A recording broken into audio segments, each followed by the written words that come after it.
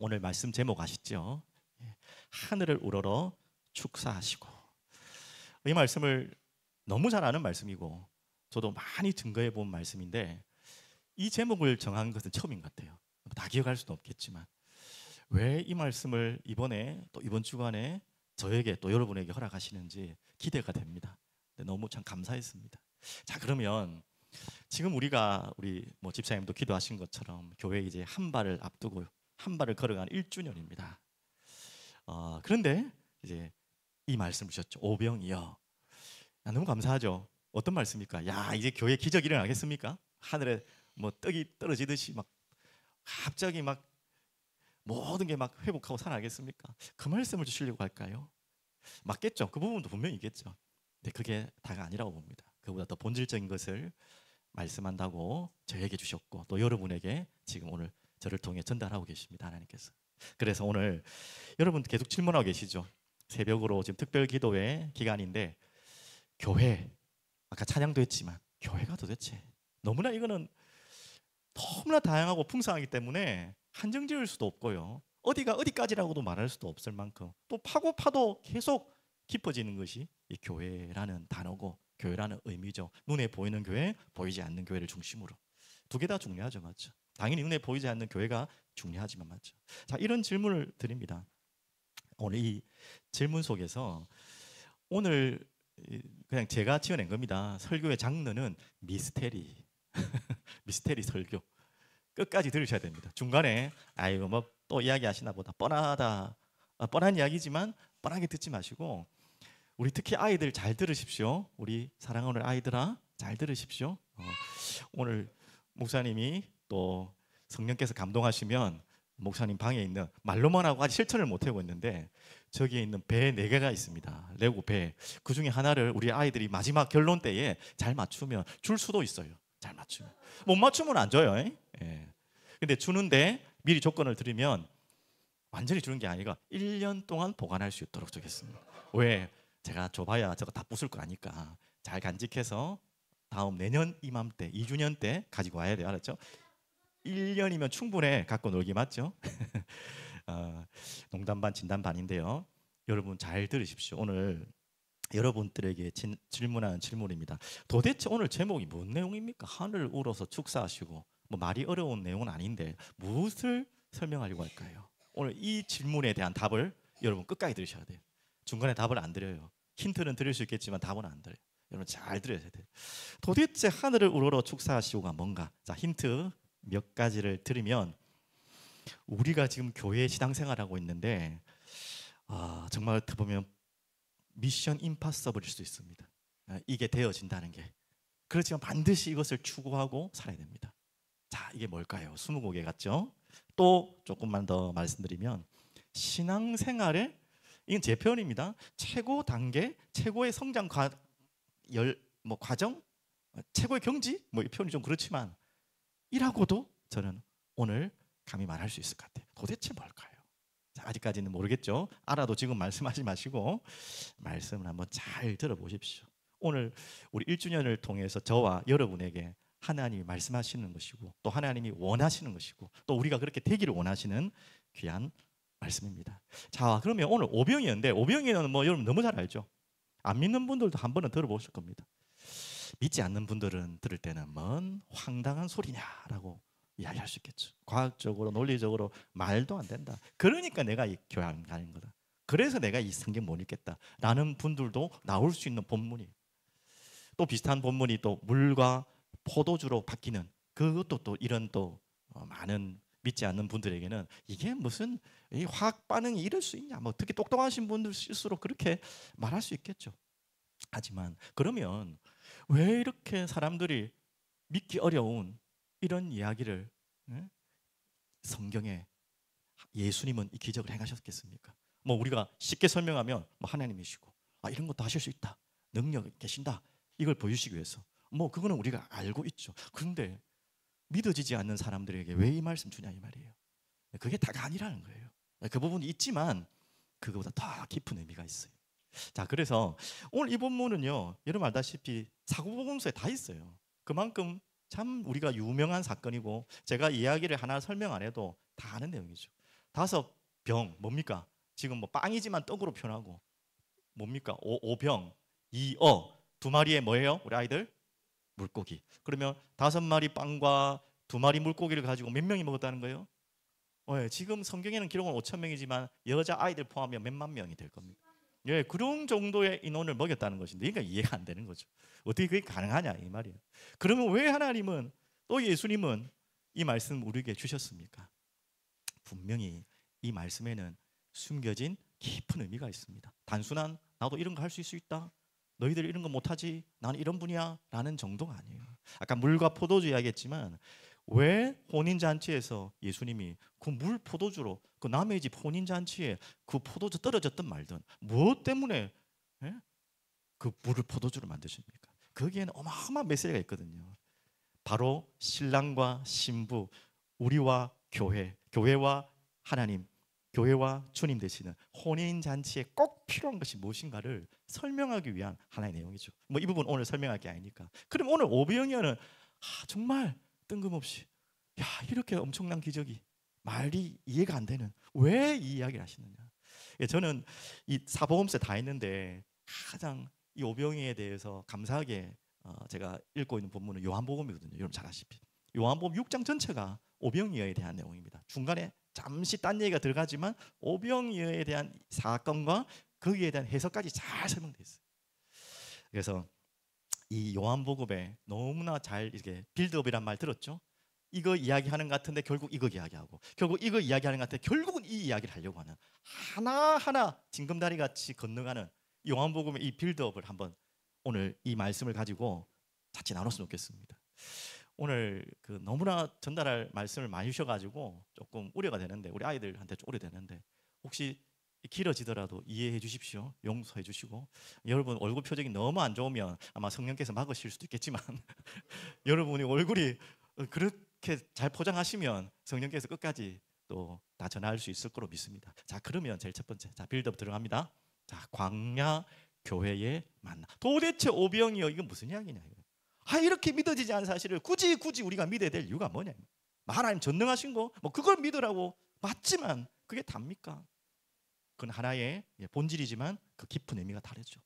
바로 이 요한복음에는 이 설명을 예수님은 먹이고 난 다음에 뭘 갑자기 제자들에게 설명하시죠? 예, 바로 교회, 광야 교회 만나를 설명합니다. 이제 하나하나 이게 첫 번째 빌드업이죠. 왜 갑자기 광야에서 하늘에서 내리신 떡을 오늘 사건과 같이 동일하게 얘기합니까? 자, 오늘 있는 장소가 어디죠? 빈들이라고 했잖아요. 빈들이 곧 광야 같은 의미가 될 수 있겠죠. 빈들, 광야, 딱 떠오르는 육신적인 딱 느낌이 어떤 느낌이에요? 풍성합니까? 부족합니까? 너무 편안한 곳입니까? 너무 힘든 곳입니까? 그게 우리의 인생과 삶의 자리입니다. 그런데다가 광야만이 아니라 빈들뿐만 아니라 지금 시간이 무슨 시간이죠? 지금 대충 보셨죠? 때가 어떻게 됐죠? 지금 아침입니까? 점심입니까? 저녁 무렵입니까? 이제 해가 질 무렵이에요. 지금 우리 세상에서는 해가 져봐야 아무 상관없잖아요. 24시 뭐 찬란한 빛들이 넘치기 때문에. 아니 이 시대에 광야가 아니더라도 뭐 도시라고 해도 해가 지면 아무것도 못할 수 있는 빛이 없는 시대인데, 광야에서 그럼 빛이 없다, 해가 져버렸다, 그럼 큰일 나는 거죠. 먹을 것도 없고 해가 저물어 버리고. 지금 그런 심각한 상황에 지금 뭐가 없다고요? 먹을 게 없는 상황이 다 왔어요. 지금 이 이야기를 하는 거죠. 어떻게 보면 우리의 삶의 광야의 모든 자리가 그렇다는 거예요. 해질 무렵 언제 밤이 올지 모르는 두려움이 앞을 딱 나를 예정하고 있고, 그리고 뭡니까? 먹을 것 없이 배고프고 굶주린, 그런데 먹을 것을 찾을 수 없는 빈들에 있는 우리의 심령들, 딱 광야의 이스라엘 백성들의 마음과 지금 오늘이 너무너무 비슷한 본문이죠. 또 그것을 대비해서 하는 말씀이기도 하고. 자, 그런데 광야에 어떤 일이 났습니까? 여러분 아시죠? 우리 아이들도 알죠. 그 먹을 것이 없는 곳에 이 인생들이, 이 구원받은 출애굽한 백성들이 막 뭐했습니까? 불평했습니까? 안 했습니까? 당연히 불평할 수밖에 없는 상황인 건 이해됩니다. 그때에 하나님이 허락하신 사건을 먼저 이야기하는 거죠. 무엇입니까? 바로 은혜와 섭리. 그 광야에서 하나님이 굶주리려고 하는 이스라엘 백성들에게 무엇을 내려주셨다고요? 만나를 내려주셨어요. 그게 바로 하나님의 은혜, 그리고 섭리입니다. 저는 개인적으로 섭리라는 단어가 너무너무 좋아요. 성경에는 섭리라는 단어가 제가 알기로는 구체적으로는 없지만 의미는 성경 전체가 바로 하나님의 섭리를 설명하고 있죠. 경륜이라는 단어는 많아요. 경륜. 경륜은 여러분이 배우셨겠지만 뭐 조금 설명이 쉽게 하려면 아버지 같은 느낌 있잖아요. 좋은 아버지. 그러니까 큰 그림을 그리시는, 우리를 예정하시고 계획하시고 여러분을 구원의 예정 속으로 그 모든 큰 그림을 그렸다면 그 계획 속에서 하나의 어머니 같은 손길 있죠. 어머니의 손맛 같은 정말 맛있는 아기자기한 따뜻한 사랑이 녹아있는 아주 세세만 정말 아버지가 보지 못하는 것까지 다 챙겨주신 어머니 같은 마음, 그게 어떻게 보면 조금 전달이 다든 되지 않겠지만 섭리라는 표현도 될 수 있겠습니다. 바로 그것을 보여주신 것이 광야에 만나를 내려주신 이유죠. 맞죠? 자, 그래서 출애굽기 16장 15절 이렇게 말씀하고 있어요. 자, 지금 불신앙하는 백성들에게 뭐라고 하나님 말씀하십니까? 이스라엘 자손이 보고 무엇을 봤습니까? 만나. 혹시 만나 뜻 아는 분이 있습니까? 요 나와 있는데, 예, 만나 뜻. 오늘 갑자기 주일학교 시간이 됐네. 자, 해봅시다. 우리 준이 손드는 것 같은데 저 문장 안에 답이 있어요. 만나의 뜻. 맛있나? 이런 뜻일까?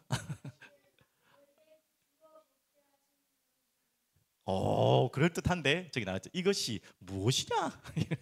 뭐야? 그게 바로 만나의 참 재미난 이름입니다. 이것이 무엇이냐?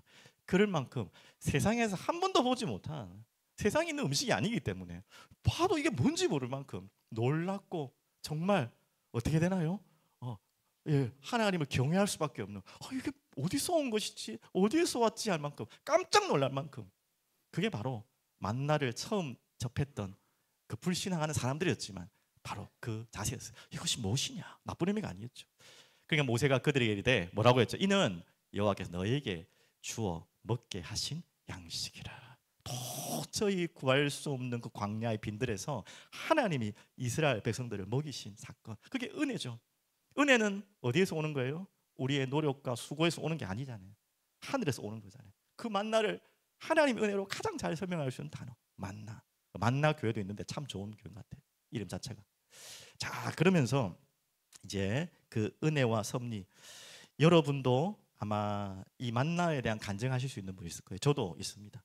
뭐 이제 뭐 쉽게 말하면 뭐 경제적인 부분이라든지 정말 이것이 필요한데 너무너무 힘들고 어디에도 손 빌릴 데가 없고 어디에도 부탁해도 부탁할 데도 없고 자존심도 뭐 그렇고, 그런데 하나님이 정말 하나님의 능력대로 딱딱 먹을 만큼만, 그런 간증도 굉장히 많죠. 특히 뭐 새롭게 하소서 간증 보면 그런 간증이 계속 반복적으로 짜고 한 것처럼 나와요. 신기하게 너무너무, 특히 뭐 목회자 선교사님들 이런 간증들이 많죠. 이 목회 사역을 하고 또 선교 사역을 해야 되는데 이것만큼의 뭐가 꼭 필요한데 다 그만큼 하나님이 부으신 그런 간증들이 너무 많아요. 꼭 거짓말 해놓고 지어내는 것처럼. 근데 그게 거짓말이 아니에요.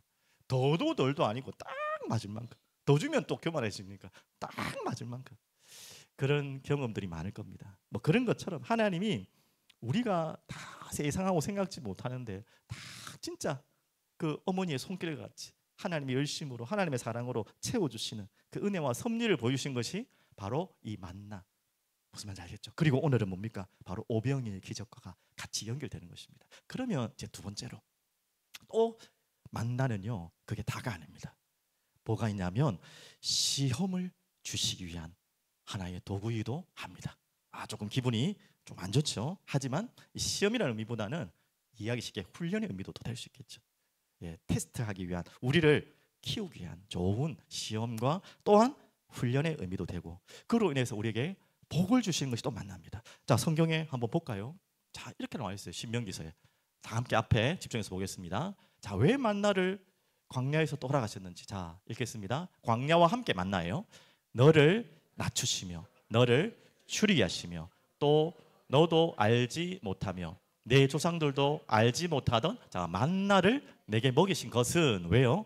사람이 떡으로만 사는 것이 아니요 여호와의 입에서 나오는 모든 말씀으로 사는 줄을 내게 알게 하려 하심이라. 왜 광야에서 굶주리게 하셨는지, 그 굶주린 가운데서 하나님이 왜 만나를 주셨는지, 자, 이 사건은 또 예수님이 40일 동안 광야에서 첫 사역 전에 굶주리면서 돌을 떡으로 만들어라고 사단이 공격했을 때, 속였을 때 이 말씀 가지고 예수님이 승리한 말씀이기도 하죠. 맞죠? 바로 이 이야기. 자, 왜 만나를 주신지 알겠죠? 왜 우리를 굶주리게 하신지 알겠죠? 그러면 하나님이 우리를 시험케 하시고, 결국 먹는 게 다가 아니고 봐라, 하나님의 은혜와 섭리, 그 말씀을 보라는 거예요. 자, 그러면서 한 구절 더 있습니다. 다 함께 보겠습니다. 내 조상들도 알지 못하던 만나를 광야에서 내게 먹이셨나니 이는 다 너를, 또 나오죠, 낮추시며 너를 시험하사, 결국 결론은 뭡니까? 마침내 너에게 복을 주려 하심이었느니라. 이게 바로 우리가 사랑하는 하나님의 마음이에요. 우리가 볼 때는 굶주리고 배고파서 야, 이거 굶어 죽이려고 하냐라고 이스라엘 백성들처럼 하나님을 한탄하지만, 하나님의 마음은 뭐라고요? 시험하시는 거예요. 아까 전에 어떤 시험이었죠? 봐라, 너희들이 지금 눈앞에 보이는 그 먹을 거, 그것 때문에 살 인생들 아니다. 그거 걱정하고 그거 매일매일 벌벌 떨면서 살 인생들이 아니라는, 하나님의 은혜와 섭리가 이렇게 있다. 그리고 말씀으로 살아라. 그러겠죠. 그래서 결국은 뭘 말씀하려고요? 복을 주시려고. 하나님, 우리 골탕 먹이는 게 아니라 복을 주시려고. 오늘 이야기도 그 내용과 같이 연결됩니다. 그런데 여러분, 이 광야의 시험을 여러분 기억나시죠? 하나님이 만나를 주셨는데 두 가지 명령을 하셨어요. 잘 지키는지 안 지키는지 시험하셨어요. 테스트도 해봐야지 알잖아. 두 가지 테스트 대충 기억나시죠? 첫 번째 테스트는 뭐였죠? 하루치만큼, 그러니까 쉽게 더 정확히 말하면 먹을 만큼만, 하루에 먹을 만큼만 가져가라. 그리고 남기면 된다 안 된다? 남기면 어떻게 돼요? 그 다음날 그 만나. 맞아요. 그러니까 하루치만큼만, 먹을 만큼만 가져가라. 그게 첫 번째 시험이자 테스트였어요. 자, 두 번째 또 테스트가 있어요. 같이 연결되지만 또 뭐였죠? 안식일은 어떻게 하라? 안식일 지키는데 어떻게 하라? 안식일에는 나가서 만나 구하러 다니라 말라? 말라. 그러면 어떻게 해야 됩니까? 안식일 굶으란 말입니까? 그래서 어떻게 했죠? 하나님 대책이 안식일 전날 6일째 어떻게 했습니까? 그렇지, 우리 이틀째 준 거예요. 우리 그거 못 믿잖아요. 우리 매일매일 걱정하잖아요. 그래서 뭐 주일날 뭐 일하시지 마라, 일하라, 뭐 그런 의미도 될 수 있겠지만, 당연히 우리가 근본이지만 우리가 어쩔 수 없이 일해야 될 수도 있을 수 있겠죠. 하지만 혹여나 내일은 먹고 살 수 있겠냐? 아이고, 내가 주일날 쉬어갖고 먹고 살 수 있겠냐? 이런 마음은 여러분 갖지 말라는 거죠. 무슨 말인지 알겠죠? 여러분, 그런 걱정할 수 있는 우리는 그런 수준이 아니에요. 당연히 눈앞에 뭐가 자꾸 경제적인 게 탁 통장이 보이면은 속이 터지겠지만, 여러분 믿으십시오. 하나님의 섭리를. 그 시험하시는 것입니다. 여러분에게 또한 이 만나는 어떤 내용이라고, 또 아까 말씀으로 말한 것처럼 매일 하나님이 여러분에게 말씀을 공급하십니다. 여러분과 저에게, 저가 그런지 몰라도 제가 좀 이런 적이 있거든요. 제가 서로 나온 질문에 대한 제 모습이기도 한데, 어쩌나 이런 부분도 있죠. 여러분도 있죠. 이렇게 되면 어쩌나, 대도 안 한 일을 막 어쩌나. 이스라엘 백성들 제일 잘한 게 뭔지 아세요? 어쩌나. 오늘은 이 만나가 내렸는데 내일은 어쩌나. 안 그러겠습니까? 내일도 주실 거란 보장이 없잖아. 하나님은 주신다 했지만 매일 부시는, 오늘은 오늘만큼만 먹으니까 이스라엘 백성들은 얼마나 그걸 재워놓고 싶었어요. 다 썩는다 하잖아요. 하나님 왜 이렇게 악침입니까? 그냥 편하게 한 일주일치 쌓아놓고 한 달치 쌓아놓고 먹도록 하면 될 텐데 하루 다 먹을 만큼. 그렇게 하나님을 신뢰하도록 하나님 훈련하신 거죠. 그리고 하나님은 다시 말씀드렸지만 어쩌나 하고 있는 여러분 자신에게 무엇을 주시죠? 매일마다 말씀 주신다는 거예요. 여러분은 지금 뭘 먹어야 됩니까? 매일마다 말씀을 먹어요. 그렇지 않으면 매일 어쩌나. 그리고 또 말씀 먹으면 또 되죠? 그렇지. 또 어쩌나. 그렇지. 어쩌나. 이게 지금 우리의 삶과 여기까지 온 여러분과 저의 인생들이 아니었습니까? 저도 그래요, 맞죠? 미리 염려하고 걱정하고. 특별히 또 여러분 더 그런 부분이 있죠. 꼭 뭐 경제적인 게 아니라도 이 부분만큼은, 야, 우리 아이들 이름 어쩌나, 아니면 우리 남편, 우리 아내, 아니면 우리 어머니, 우리 아버지, 아니면 뭐 우리 뭐 여러 가지 뭐 하나, 야, 이거 어쩌나. 여러분, 저는 얼마나 그런 마음이 여러분의 앞에 많이 몰려온지 모릅니다. 그때마다 꼭 기억하십시오. 어쩌나가 아니라 어머나, 알겠죠? 어쩌나 했다가 야, 어머나, 역시 내가 또 바보였네, 또 멍청했네. 여러분, 그렇게 고백돼야 합니다. 그래서 이제는 어디까지 고백되면 되냐? 그래도, 알겠죠? 무슨 말인지 알죠? 어쩌나 어머나로 그치는 게 아니라 믿었는데 이게 안 돼.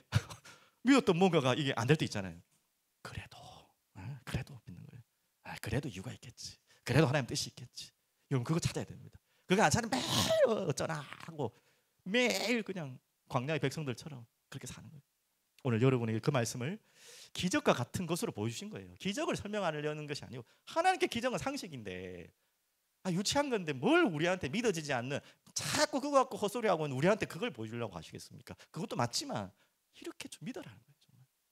자, 그러면 조금 더 빌드업 가서 자 방금 뭐라 했죠? 이 오병이어는 광야에 하나님이 내리신 만나에 대한 이야기를 예수님이 요한복음 6장에 잘 설명했다면 자 그러면 두 번째는 이제 무엇입니까? 바로 교회 되시는 주님의 좀 여러분 잘 이해되시죠? 몸이죠, 맞죠? 그걸 이야기하는 겁니다. 요한복음에 그대로 그렇게 빌드업 해놨어요. 오병이어 먹여놓고 그리고 이스라엘 백성들 예수님 따라다니는 사람 착각했죠. 야 이제 왕이다, 이제 왕이다. 자 이제 끝났다, 게임 끝났다, 이제 로마 끝났다. 아니 이런 정도 되면 우리는 이제 게임 끝난 거 아니냐 이렇게 달라붙는 예수님 일부러 도망가셨 한적한 곳으로 가셨죠. 그리고 따로 제자들에게 또 알아들을 만한 사람들에게 메시지 하죠. 만나 이야기를 방금 하시고 또 뭐 얘기하죠? 자기 이야기는 갑자기 만나 이야기로 빌드업 하시던 이제는 그 만나가 또 누구라고요? 또 이제 나다. 정말 이거 여러분 다 이해하는 말씀입니다. 그 당시에 이게 뭔 똥딴지 같은 소리야. 그래서 많은 사람들이 이 문맥적으로 문자적으로만 해석하니까 뭐 도저히 어려워서 모르겠습니다. 도저히 어렵습니다 하고 하물며 많은 사람이 떠나갔어요. 도저히 이해가 안 됩니다. 참 안타깝죠, 맞죠? 이 결국은 이 이야기를 하시려는 거죠. 예수님은 이것까지 이야기하시려고 빌드업을 하시는 거죠. 오늘 오병이어도 바로 이 내용과 같습니다. 자, 그러면 제일 먼저 아시는 내용이죠. 자, 바로 교회 되시는 주님이 누구십니까? 나는 생명의 떡이니. 예수님이 잘 아시잖아요. 그 성전을 무너뜨리겠다. 내가 3일 만에 짓겠다 하시면서 헤롯 성전 앞에 있던 사람들이 비아냥거렸잖아요. 40여 년, 46년 동안 지은 거를 네가 무슨 데 3일 동안 진단 말이냐 라고 비난했을 때 예수님 뭐라고 하셨죠? 바로 성전, 자기 몸을 이야기한 거다. 그리고 그 몸이 3일 만에 지었다는 말은 십자가와 부활을 이야기한 거다. 그러면서 자기가 성전 되심을 그 처음으로 선포하셨죠. 바로 그 이야기입니다.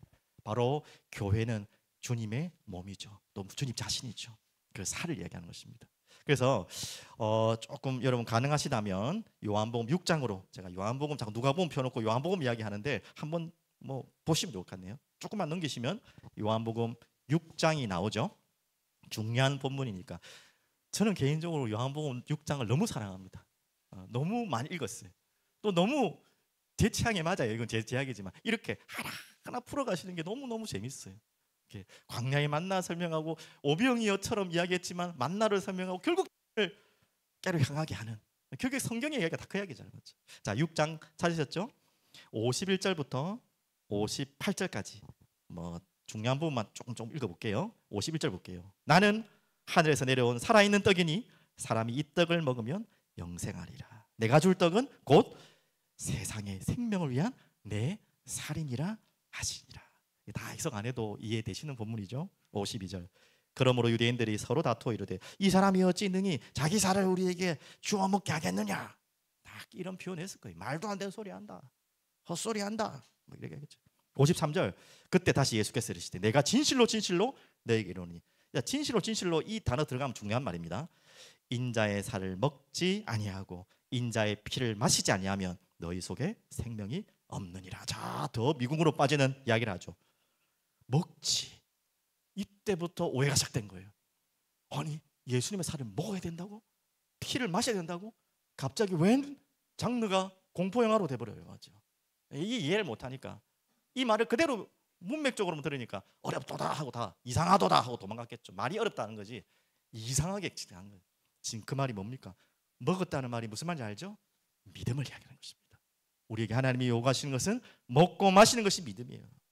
바로 또 이게 성찬의 이야기도 하죠. 그게 바로 믿을 때 오는 구원을 말하는 것입니다. 생명. 54절 나오죠. 내 살을 먹고 내 피를 마시는 자는 영생을 가졌고 마지막 날에 내가 그를 다시 살리리니. 55절. 내 살은 참된 양식, 내 피는 참된 음료로다. 쭉쭉쭉 같은 이야기니까 58절로 읽겠습니다. 이것은 하늘에서 내려온 떡이니 조상들이 먹고도 죽은 그것과 같지 아니하며, 그건 맞나죠? 그것과 같지 않은 이 떡을 먹는 자는 예수님의 살을 말하는 거죠. 피를 말하는 거죠. 먹는 자는 영원히 살리라. 바로 주님이 우리에게 말씀하시고자 하는 이야기입니다. 자신이 누구신지, 왜 자신의 살과 피를 먹으러 갔는지, 그 결국 살과 피는 어디를 향해 있습니까? 우리 아이들 집중 안 하네. 어디를 향해 있습니까? 그 살과 피는 이거 이야기하는 거예요. 바로 찢기실 살과 흘리실 피, 그것을 먹으라는 말은 그거를 믿으라는 거예요. 그것으로만이 구원받을 수 있다. 그것으로만 너희들이 살 수 있다. 거기까지 지금 예수님이 이야기를 하시는 것입니다. 얼마나 은혜로운 말씀입니까? 이게 바로 여러분에게 하나님이 주시려고 한 말씀이에요. 그게 바로 영생이에요. 그래서 37절 39절 한번 보십시오. 바로 옆에 보시면 결국 이것을 통해 하나님의 마음이 구구절절 녹아있는 마음. 37절, 아버지께서 내게 주시는 자는 다 내게로 올 것이요. 여러분이 그렇게 왔습니다. 내게 오는 자는 내가 결코 내쫓지 아니하리라. 자, 여러분 믿으십니까? 내게 오는 자는 내가 결코 내쫓지 아니하리라. 얼마나 감사합니까? 여러분 그 착각하시죠? 하도 여러분의 삶과 행동이 또 실수투성이고 죄악투성이고 넘어지고 뭐 엉뚱한 짓을 하니까 쫓아질 것 같죠? 아니, 한번 부름받은 자에는 결코 내쫓지 않으리라. 고쳤어라도 어떻게 하든지 하나님 쓰세요. 믿으세요. 38절, 내가 하늘에서 내려온 것은 내 뜻을 행하리 함이 아니요, 나를 보내신 이의 뜻을 행하리. 이게 하나님 아버지의 경륜과 섭리 속에 내가 왔다는 것이죠. 40절, 너무 귀한 말씀. 40절 다 같이 읽어볼까요? 내 아버지의 뜻은 아들을 보고 믿는 자마다, 이 말이에요. 영생을 얻은 이것이니 마지막 날에 내가 이를 다시 살리리라 하시니라. 여러분에게는 이 영생, 영원한 죽음으로 가야 돼. 우리를 영원히 살릴 영생의 뜻은, 특히 여러분 요한복음의 영생의 뜻은 좀 기억하십시오. 여러분이 알고 있는 영원히 산다는, 영원한 생명의 뜻도 있지만 지금 오늘 이 시간에 하나님과의 관계를 말하는 거예요. 요한복음에서 영생은 그것을 더 강조하고 있어요. 무슨 말인지 알겠죠? 그래서 요한복음에 잘 아는 포도나무와 무슨 비유? 가지 비유. 네가 내 안에 내가 너 안에. 이 뭔 소리야 도대체? 네가 내 안에 내가 내가 너 안에. 이게 바로 하나됨을 의미하는 거죠. 이게 영생이에요. 그 자체가 이미 영생이에요. 여러분은 지금 이 시간에 영생의 사람으로 사는 거예요. 육신은 죽지만 영생을 이미 가진 사람이에요. 그래서 영생은 올 것이지 왜 가졌다고 합니까? 영생은 나중에 올 거잖아요. 지금 나는 언제 죽을지도 모르는데. 그 말이 아니란 말이에요. 지금 오늘 이 시간 여러분과 저는 예수님께 붙어 있기 때문에 이미 영생을 얻은 거예요. 그 이야기를 하는 거예요. 그래서 예수님을 말하여 먹고 마시라. 이 하나님의 은혜, 이 오병이어를 통해 여러분에게 주시는 메시지입니다. 자, 그러면 두 번째, 이 의미가 또 무슨 의미로 되죠? 성찬의 의미.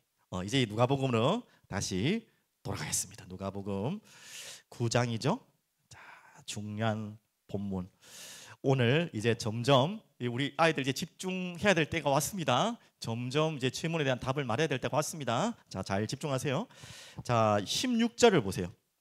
16절. 자, 다 같이 한번 읽어보겠습니다. 예수께서 떡 5개와 물고기 2마리를 가지사 하늘을 우러러 축사하시고, 이거 넘어가고요. 그 다음에 뭐 했죠? 떼어 제자들에게 주어 무리에게 나누어 주게 하시니. 이게 어마어마한 이야기죠. 뭐 당연히 사람이 너무 많으니까 예수님이 다 일일이 줄 수는 없겠죠. 뭐 그런 의미의 객관적인 의미도 있겠지만 의미가 그게 다가 아니잖아요. 떡을 떼어 누구에게 줬다고? 예수님이 제자들에게 주고, 그리고 제자들은 뭐합니까? 그것을 나누어 주고. 이게 뭐 하는 거라고? 이게 뭐라고요? 바로 교회가 바로 이것입니다. 예수님의 떡을 먹은 우리가 그 떡을 어떻게 된다고? 또 곳곳에 빈들에 있는 자들에게. 지금 해가 지고 있는 두려움과 이 해가 친다는 것은 영원한 사망을 또 의미하게 되잖아요. 그 사망 앞에 있는 자들에게, 이 광활한 이 세상에 사는 자들에게 뭘 빨리 나눠준단 말이에요? 예수님의 살과 피를 빨리 떼어서 나눠주라는 거예요. 지금 그 이야기가 숨겨져 있는 내용입니다. 교회가 해야 될 사명이고 우리에게 하나님이 하신 명령이고, 또 명령이 아니라 감사죠, 기쁨이죠. 이런 역할을 나에게 맡기셨다는 거. 나 같은 인간에게 이런 귀한 일, 이런 중요한 일을 맡기셨다는 게 얼마나 감사합니까? 여러분 그렇게 선택받았다는 거예요. 그렇게 부르시고 저번 주에 뭐예요? 보내시고. 오늘 그 이야기입니다. 그래서 저번 주에는 아무것도 가져가지 말고 그냥 가라 했잖아요. 바로 이거 훈련하는 것입니다. 하나님께서 모든 섭리와 또 경륜으로 지키겠다, 은혜로 지키겠다. 너희들이 걱정할 거 아니다. 하나님께 다 알아서 주실 것이다. 자, 오늘 교회의 사명이죠. 여러분이 얼마나 감사한 사명입니까? 여러분이 떡을 떼어서 그 예수님의 살을 나눠주는, 그게 우리 사랑이 흐르는 교회가 해야 될 또 사명이죠. 교회 안에서 먼저 나누고, 맞죠? 그게 성찬의 의미잖아요. 우리가 성찬식 때는 우리 교회 안에서만 나누지만 이게 끝이 아니에요. 그 예수님의 살을, 그래서 한 몸을 찢잖아요. 일부러 빵을. 그게 의미입니다. 그래서 한 빵이면 좋아요. 너무 인원이 많으면 그건 불가능하겠지만 의미적으로는 한 빵을 나눠서 다 우리 성도님 한 몸이라는 거예요. 한 몸이고 또예요, 이걸 서로 나누라. 세상으로 나가서 보이지 않는 이 예수님의 살과 떡을, 피를 자꾸 나눠주는 거예요. 너무 감사하죠. 그래서 사도행전 20장 35절에 여러분, 이 본문은 미리 설명드리면 이제 교회를 향한 바울의 애틋한 마음이 있어요. 이제 예루살렘으로 들어가기 전에 죽음에 잡혀갈 것을 예언하고 이미 알고 있지만 성령에 매여 끌려서 가고 있는 바울에게, 바울이 에베소라는 사랑하는 교회 장로들에게 와봐라, 장로님들 와보세요, 밀레도에서 그 교회를 어떻게 섬겨 주십시오 하라는 눈물의 고백 가운데서 마지막 메시지예요. 저게 마지막 절. 자, 한번 중요하겠죠? 자, 뭐라고 말씀하신지 보세요. 이렇게 말씀하고 있어요, 바울이. 범사에 여러분에게 모본을 보여준 것 같이, 예수님이 그랬다는 거죠. 추우면 에어컨 좀, 같이 수고하여 약한 사람들을 돕고, 또 주 예수께서 친히 말씀하신 바, 자, 이 중요한 부분 아시죠? 뭐 한다고? 주는 것이 받는 것보다 복이 있다 하심을 기억하여야 할지니라. 바울의 그 애틋한 교회를 사랑하는 마음의 마지막 말이 저 말이에요. 이 말씀 이후에 서로 껴안고 울고 기도하고 예루살렘으로 들어가죠, 바울이. 자, 마지막 말씀. 저게 교회의 사명입니다. 당연히 저기에서 주는 것이 받는 것이 복되도라는 건 육신적인 거 맞습니다. 위에 적혀 있는 것처럼 봉사하고 연약한 자들에게 찾아가서 섬기고, 교회가 반드시 해야 될 일입니다. 그것 속에는 뭐를 담고 가라는 것이죠? 예수님의 그 살과 피를 가지고 나눠주고 봉사하고 하는 것입니다. 봉사를 또 무시하면 안 돼요. 뭐 전도만 하면 되지, 아니에요. 우리의 마음과 사랑의 마음을 세상에 표현해야 돼요. 그것과 함께 그것만 전하면 안 되겠죠. 당연히 예수의 살과 피를 나눠줘. 그래서 누가 더 복되다? 주는 자가 복되다? 받는 자가 복되다? 받는 게 우리 복 받는 걸로 알고 있잖아요. 주는 자가 복되다. 이게 교회예요. 이게 여러분의 인생이에요. 우리가 가야 될 길입니다. 너무나 귀한 말씀이죠. 자, 그러면 이제 질문 들어갑니다. 이제 됐습니까? 자, 들어갑니다. 자, 이제 숙제입니다. 어떻게 그러면 이 일을 가능하게 하실 수 있을까? 무엇으로? 자, 어렵죠. 일부러 제가 저 배가 아까워서 어렵게 일부러 질문을 드렸습니다. 우리 아무도 못 맞추기를 원하는데 또 맞춰도 좋아요. 혹시 알겠습니까? 자, 그러면 조금만 더 힌트 줄게. 어려울 것 같으니까. 자, 이 질문이에요. 축사하시고 뜻이 무엇일까? 오늘 제목이 이제 나왔습니다. 하늘을 우러러 축사하시고. 자, 이게 뭘까요? 우리 준아. 너무 더 깊은 의미를 우리 준이. 우는 거? 우는 거랬어요? 축사라는 건 또 쉽게 말하면 기도라는 내용인데, 기도했다는 말인데 그 기도의 내용을 말하는 거예요. 뭔 내용으로 기도해? 축사의 의미가 뭘까? 준이. 역시 우리 아이들은 저보다 더 깊어요. 그 의미에 다 삼겨져 있지만, 자, 올해는 넘어갑시다. 이제 이 정도면, 자, 축사하시고의 의미는, 여러분이 잘못 보시면, 저도 처음에는 잘 모를 때는 이 떡과 그 물고기에다가 축사하신 내용이거든요. 왜 하셨을까? 걔들이 뭐 대단한 거라고 그에게다가 축사하는 거예요? 아니란 말이에요. 자, 그러면 무슨 수리 마수리 하면서 야 늘어나라 이겁니까? 이게 축사입니까? 우리 보통 같으면 그렇게 해석될 수 있거든요. 야, 하나님의 능력을 행하기 때문에 샬라샬라 하면서 그게 아니라니까. 성경적인 원어적인 의미는 무슨 말이냐면 감사하며라는 뜻입니다. 무슨 말인지 알겠습니다. 오늘 힌트 됐습니까? 제가 이제 미스테리라는 게 여기서 풀렸습니다. 왜 하늘을 우러러 축사하시고를 제가 하나님께 말씀을 받았냐면, 이 축사한다는 의미가 사실 기도한다는 의미인데 감사기도 했다는 거예요. 감사기도. 그러면 이제 조금 이제 질문에 대한 답이 나옵니까? 신앙생활의 최고의 경지가 뭐라고요? 대답합시다. 신앙생활 최고의 경지. 감사. 신앙생활의 가장 중요한 열매. 다는 아니겠지만 가장 중요한 열매 중에 하나죠. 그리고 아까 말했던 것지만 어떻게 보면 우리에게는 하나님이 주신 미션이지만 정말 미션 임파서블 같은 우리에게 주신 명령이죠. 항상 뭐예요? 감사야 그때그때 하지. 근데 그 앞에 뭐가 있죠? 항상 있기 때문에 미션 임파서블이 되는 거예요. 감사야 그때그때 하는데 우리가 이 미션 임파서블 같은 항상 감사라. 근데 하나님 우리에게 주신 소원이라고 했잖아요. 맞죠? 명령이자 소원이잖아요. 안 되지만 우리는 그걸 추구해 나가야 됩니다. 어떤 일이 있어도 감사할 수 있는 사람. 자, 그러면 어떻게 이 떡을 나눠줄까요? 여기에 대한 질문의 답입니다. 어떻게 그러면 이 예수님의 십자가와 살을 가장 효율적으로 세상에 나눠줄 수 있을까요? 라는 질문 속에는 여러분의 마음이, 여러분의 영혼이 감사하고 있으면 돼요. 어떤 일 가운데서도 여러분 그것만큼 이 소중한 이 아름다운 복음을 전할 수 있는 가장 좋은 도구가 되는 거예요. 여러분 정말 믿으십시오. 오늘 이 예수님께서는요, 야 이게 역사가 일어나게 해달라고 막 그런 막 간절한 그런 기도가 아니었어요. 당연히 하는 감사의 기도. 예수님은 이 사건 말고도 그 나사로, 죽은 나사로를 살릴 때도 기도하셨잖아요. 뭐라고 기도하는지 아세요? 감사하시고 그 다음에 나사로에 나오라 말씀하세요. 바울도 마찬가지입니다. 여러분 잘 아는 바울의 말씀 알죠? 빌립보서 4장 6절 7절 잘 아시죠? 아무것도 염려하지 말고 뭐부터 하랍니까? 모든 일에 기도와 감사로. 아니 응답이 오고 감사해야지. 응답이 오기 전에 감사를.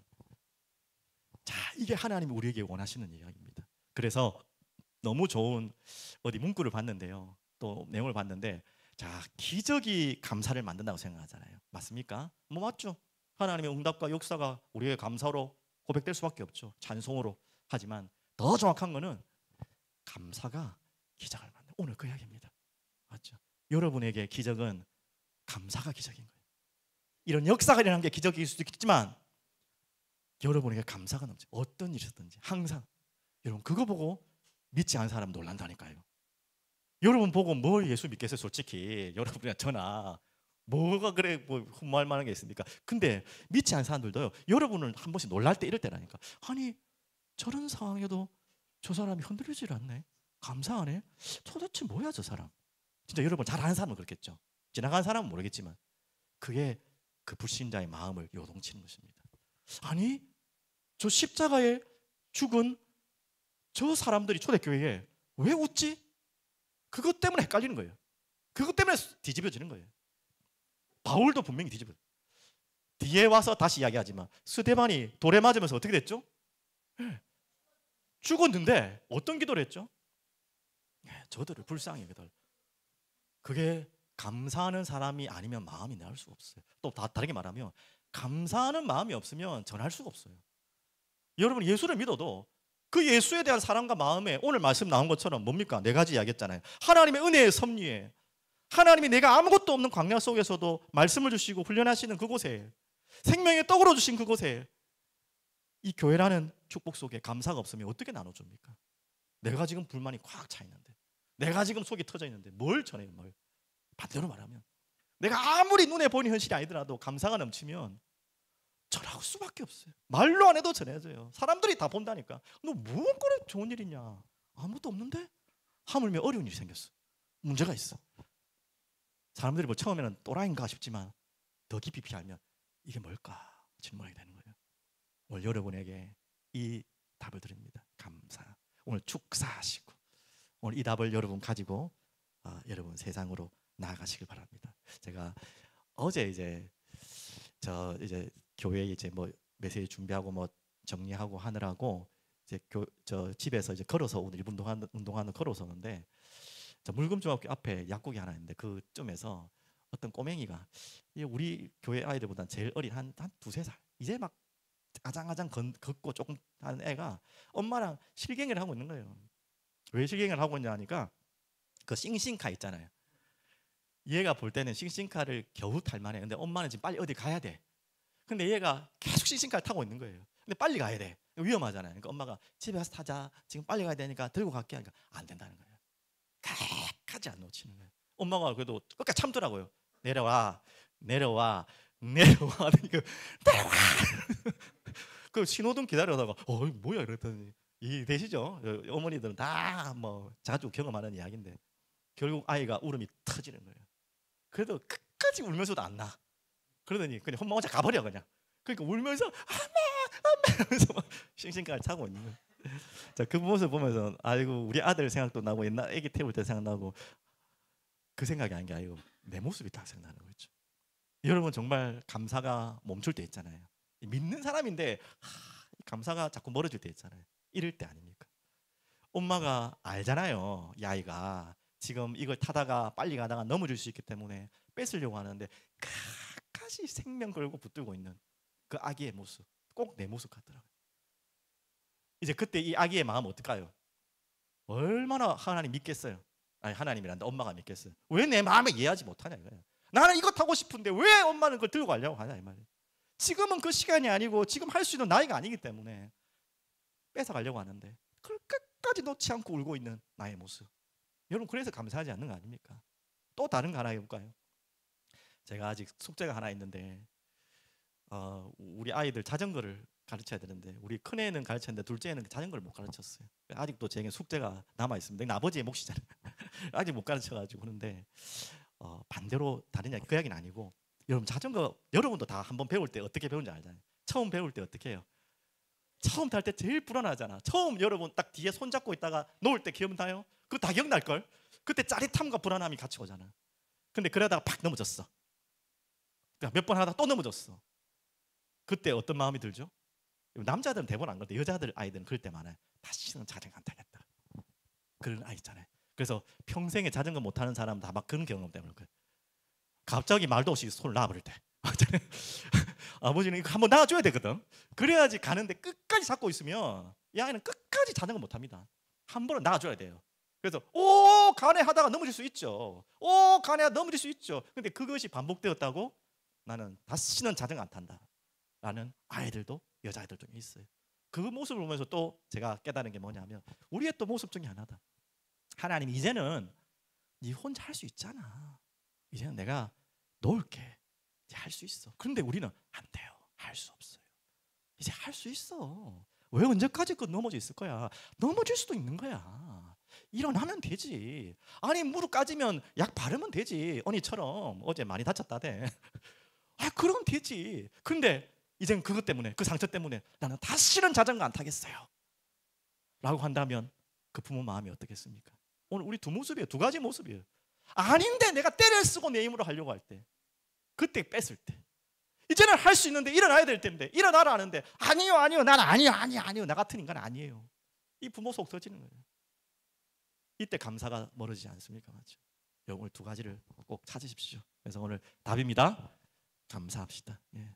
축사하시고 오늘 이렇게 우리 1주년을 또 우리가 가는 길에 또 넘을 수도 있겠죠. 또 이런 일 저런 일이 있겠죠. 그것 때문에 두려워하고 원망하고 불평할 이유가 없어요. 오늘 그 은혜가 여러분에 있길 바랍니다. 기도합니다. 살아계신 주님 감사합니다. 찬양합니다. 오늘도 이 오병이어라는 이 놀라운 말씀을 통해 예수께서 그곳에 축사하시고 감사하시고 우리에게 나눠주셨던 그 떡과 그 살을 그 피를 우리가 받았사오니 주님 그 은혜에 감사하게 하시고 감격하게 하여 주시옵소서. 하나님 이제 한 걸음 한 걸음 우리 교회가 걸어갑니다. 하나님의 은혜와 섭리 속에 걸어가게 하시고 이 주신 피 묻은 사랑을 이 떡을 나눠줄 수 있는 사명 감당할 수 있도록 주님 저희들을 인도해 주시옵소서. 예수 그리스도 이름으로 기도드립니다. 아멘.